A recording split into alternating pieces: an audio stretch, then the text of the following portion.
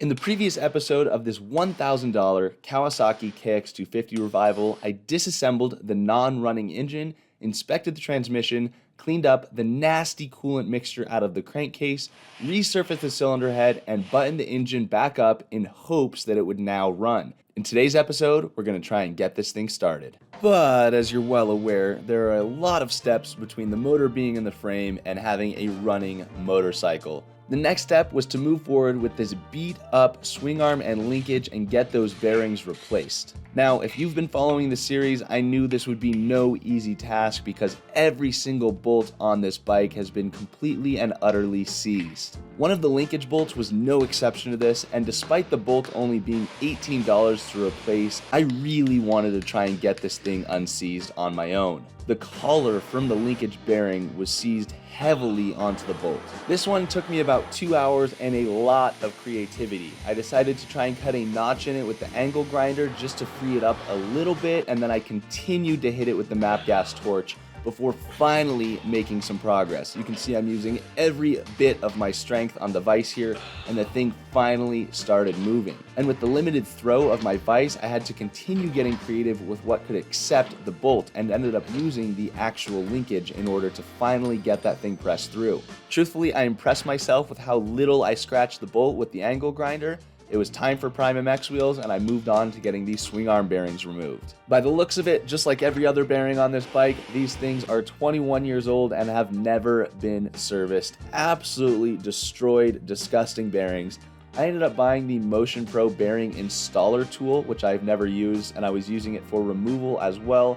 I did have to get a little bit creative with a socket, but it ended up working fairly well. It's a little bit easier than the vise method when you're working alone because you don't have to balance all the sockets in your hands. But I finally got every single linkage and swing arm bearing removed, and look at how nasty these things are. So they went straight in the garbage, and then I started preparing the linkage and swing arm for new bearings. I utilized Prime MX wheels to clean up those inner surfaces to make sure that bearing installation would go smoothly, and then I cleaned up all of the nasty dirt and grime from the components using Scotch-Brite and soap and water. The more bikes I work on, the more I contemplate getting a parts washer because it would make this process significantly easier. If anybody has experience with the one from Harbor Freight and would recommend it or would recommend another one, let me know in the comment section below. Once I had all of the swing arm and linkage components cleaned up, it was time to install new bearings, so of course I did this with that Motion Pro tool. For the swing arm, it did work quite well and saved me some time over the vise method. For the linkage, I kind of used a combination of the tool and the vise method because the drivers don't fit the linkage perfectly. It is intended to be a swing arm bearing installation tool, but of course it'd be nice if it was a little bit more multi-purpose. I had no trouble at all cleaning all of the grime off the swing arm and linkage bolts and axles using Prime MX cleaning wheels, and then I began reinstalling the linkage and swing arm on the bike. If you're new to the channel, Prime MX cleaning wheels are an essential tool in any bike builder's shop. These products seriously make refinishing any old parts so much easier and result in a better outcome than anything else on the market. So if you are interested in picking some up for yourself, I do earn a small commission if you use my link. I will have that on screen and in the description. After getting the linkage, swing arm, and engine torqued down to spec to make sure that nothing rattles loose with this epic KX250 power,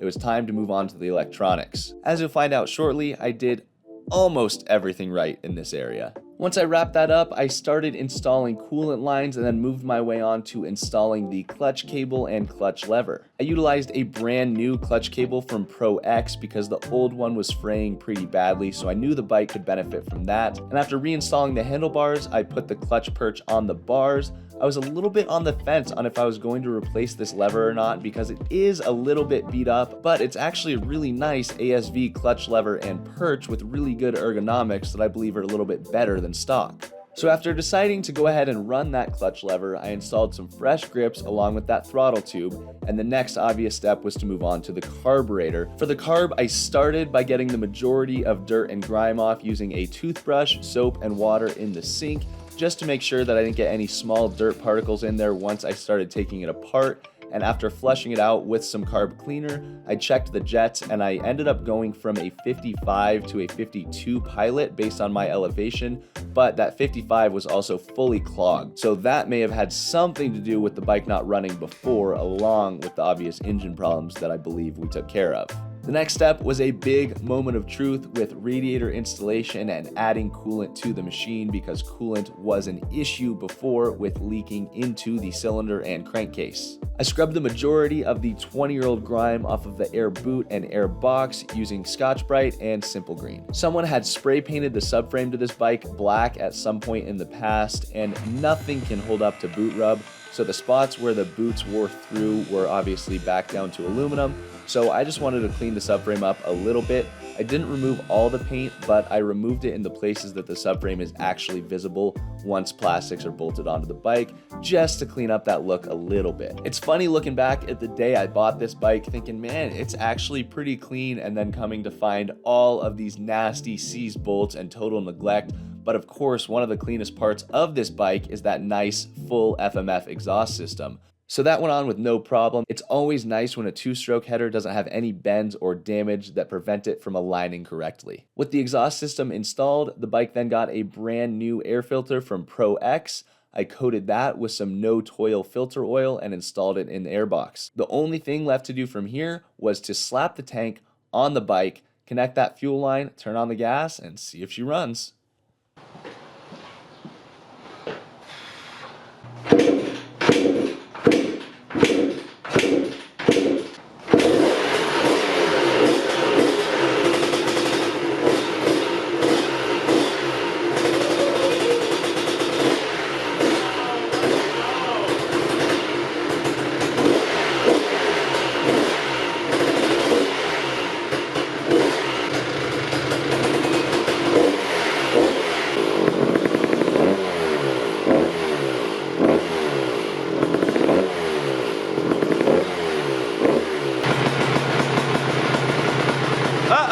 Well guys, today was huge progress for the Cowie.